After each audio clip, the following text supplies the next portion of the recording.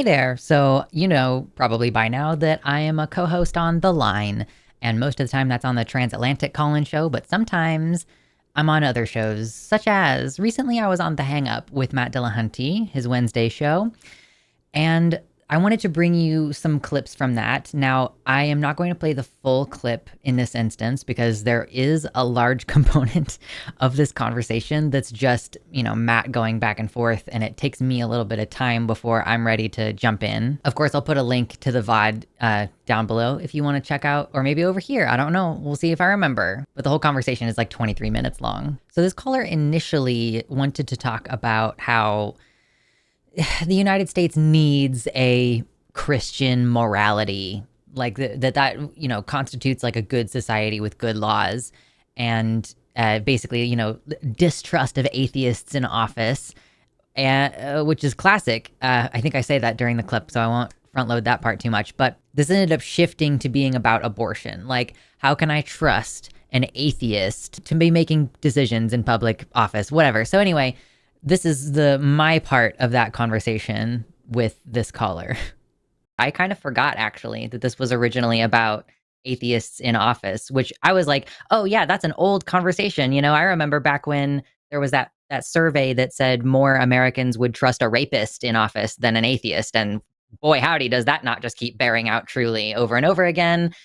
I could have an interesting conversation about abortion and the value of life. And, also, I just have to say, Dirk, that like you are like creating a lot of associations with the term atheist that are not necessarily there. Like famously, Christopher Hitchens, one of our big guys, one of our big famous guys, he was pro-life. So there are pro-life atheists who actually, I think that what he said in his book was that it's like silly of feminists to discount the value of the zygote. So yeah, anyway, I don't know, Dirk, do you want to throw down about any of those topics? Yeah, well, I'm still a little flabbergasted how you don't understand what I'm saying when you're claiming you care about life, but in the same sentence, you're saying that you're okay terminating a life in the womb. But if you don't Sure. understand that, that's fine, I guess. Well, I To haven't your yet point about stated my you, position. Would you like to know my yeah, position? sure, go ahead. I believe that people have a right to violent self-defense. So I think that Sure. if a person is pregnant and they don't want to be, I'm just going to go ahead and grant you that the fetus is an entire separate other person in this particular like scenario that we're discussing. But you don't I believe think it is? You have no, to no, no, hold grant on. that? Hold up. If I'm going to just say that they are deserving of all the rights, like, the way that pro-life people want there to be like, this is a whole person, let's get child support started from the date of conception and all that jazz, assuming that we go down that route, I would still think that if another person who is another separate legal entity wants access to my body, to inhabit my body for 10 months, to if I don't get enough calcium in my diet, then my teeth will fall out because the fetus will take the calcium from my teeth.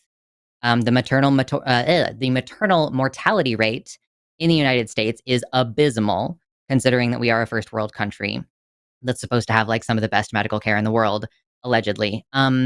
So a pregnancy that I do not want is violence on my body that is occurring that I do not want. And I think that women and people who can get pregnant have a right to violent self-defense. So yeah, Right. that sometimes means you kill your attacker.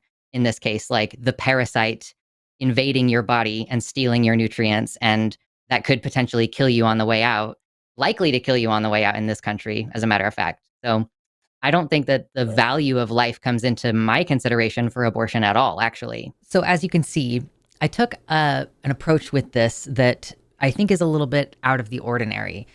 When I'm discussing abortion nowadays, I don't even really bother with the whole like, is the fetus a person or not thing? Because I don't think I'm ever going to convince someone if they have it's an emotional belief, right? And I understand that. And I have some amount of understanding for it that if you fully believe that a zygote or a fetus is the equivalent of a human baby, And like there are plenty of people who go through tragic miscarriages, and I don't want to discount their feelings of like this is a personal loss or anything.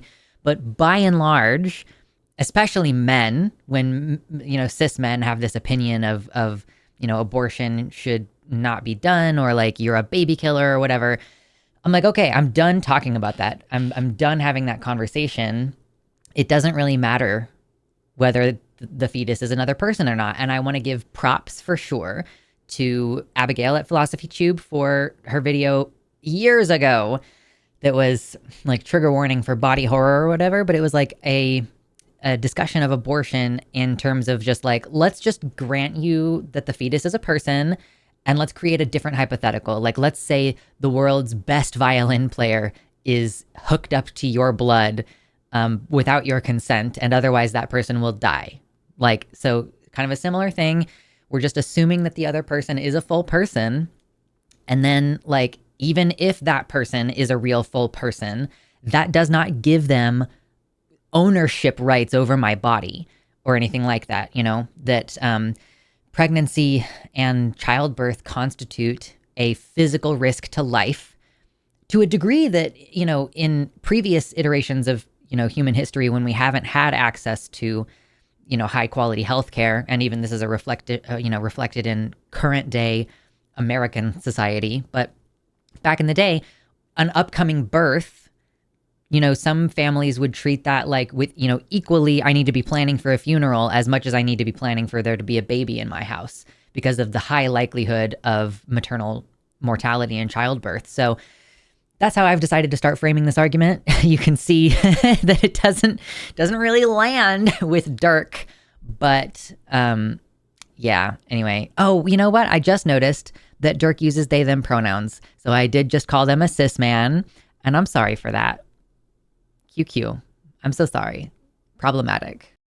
And this is Exhibit A for atheist morality. Let me ask you. Do you this. think? Okay, hold on. No, Dirk. Hold on 1 second. Yeah. If someone is about to rape me, and in the course of my defending myself and preventing that from happening, I kill them, does that indicate that I do not value human life? No, Dirk, answer the question. That's a quick yes or no. Does that indicate? Totally fine. Does that indicate that I do? Okay, so you understand that I value life regardless of taking self-defense You're equating a actions. baby with a rapist. That's what I'm saying. Well, it is invading my body. It's an invasion of my body. It's an inhabiting of my body. It is a stealing of my resources.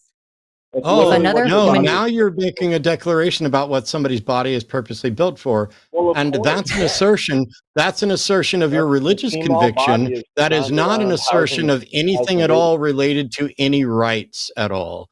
You have trodden into it quite handily now. Conservatives just don't care about consent. Like, you just cannot fathom the idea that whether or not my body was designed for a given purpose, I can choose. Like, I am not obligated to be an omnivore, even though we have evolved to eat meat. People choose to be vegan.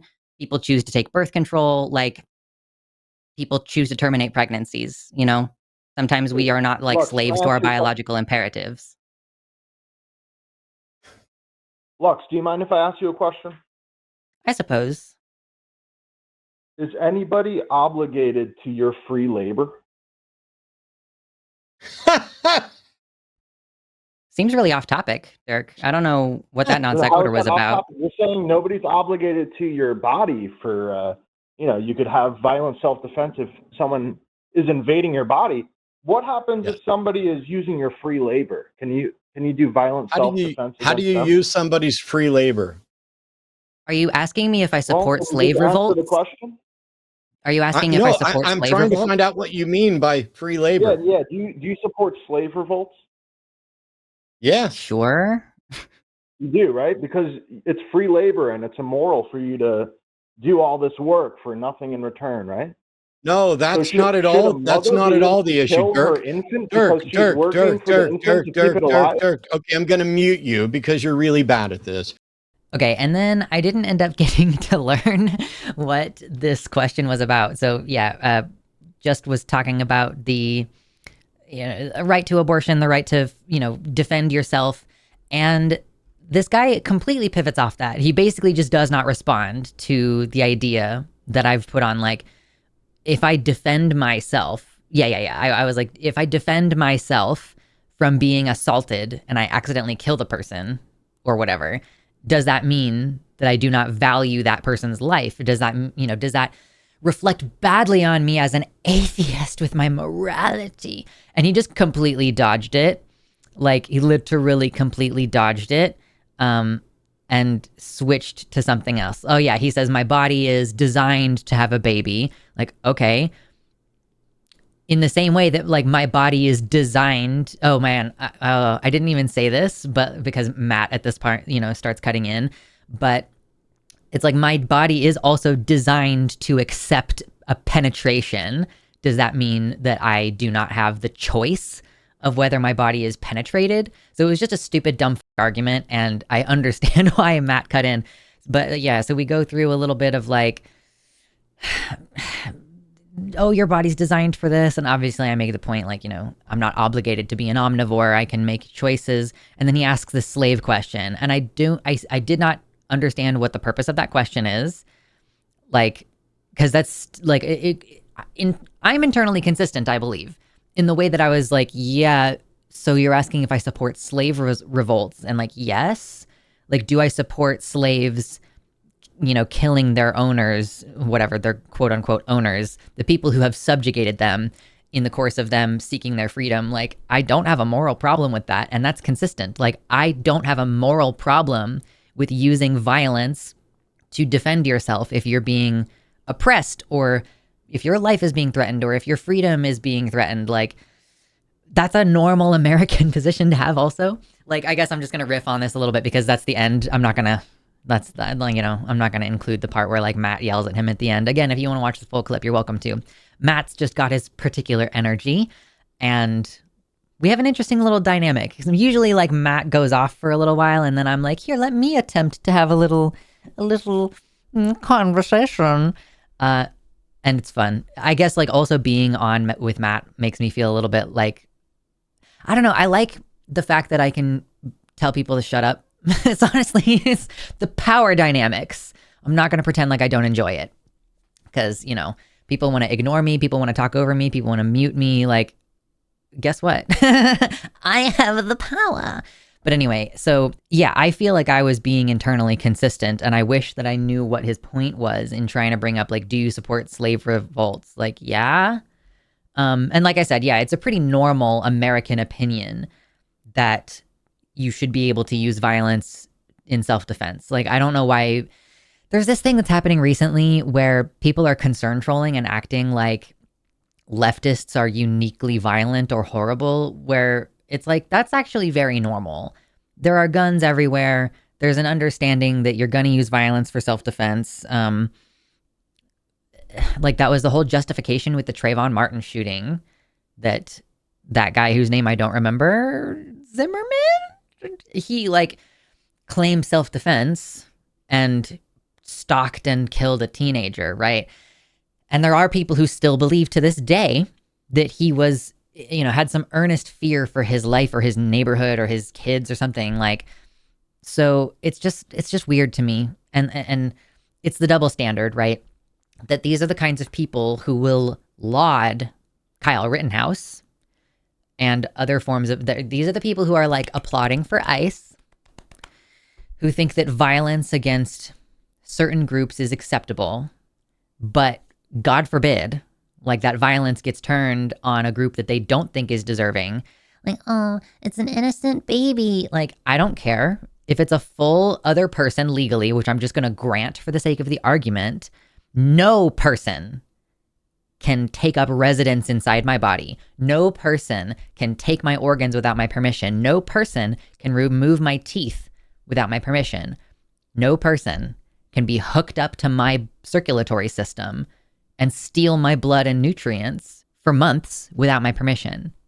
No one can threaten my life without expecting a proportional response. So yeah, that's just kind of my opinion. Like, that's why I argue the way that I argue nowadays about abortion. This is not a topic I get to discuss very often, so I'm actually really excited. Like, I talk about transgender issues a lot of the time, especially because the show that I'm on most often is Takis. And like, I appreciate that it's like a reliable, I know that I'm going to do it at least a couple times a month.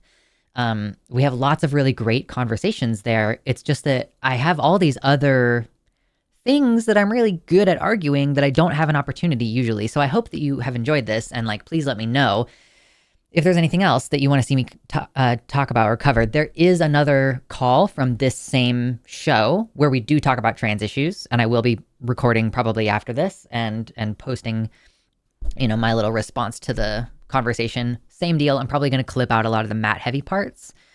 But yeah, so it's been really nice cutting my teeth again on abortion conversations. On Chewed Gum, we get to talk about those sort of femme-specific issues. And of course, more broadly, I'm an atheist and I talk about that stuff. I'll probably spare you guys most of the explicit God-related conversations. It's just like I don't think that there's interest on this channel. Let me know if that changes, but I'm going to stick to posting the clips of social issues, trans issues, abortion, that kind of thing. And I'm coming out of not really coming out of, I'm depressed. So I haven't really been working on a lot of my other projects or anything lately. So, if you have cute puppies and kittens, send me pictures on Blue Sky and comment nice things on the video about how pretty and great I am, because your boy doesn't enjoy being on this planet right now. I'm not in danger. Everything's fine. I don't get suicidal anymore, but anyway, I'm not going to get into that right now. Love you. Thank you. Hit the like button, subscribe if you haven't already. Look forward to more clips and stuff, and I'll talk to you later. Bye. Thanks to my patrons. They're going to scroll next. Thank you so much to my patrons, especially Diago Nascimento, Mersh Rolvog, Untitled One, Pinky Bimbo, In a Box, Sarah A., Amanda B., Michelle Winter, Athiette, Nova, Danielle McDonald, Kevin Young, Suzanne Maynard, Liam Hodgson, Jamie Jam, Michelle Frateroli, Logan, Celeste, Mr. Atheist, Wellington Marcus, Desi Quiche, Nadia Yvette Chambers, Ing Marie, Ali T., Kawaii Esquire, Bo E., Art, and Neuro Spiky.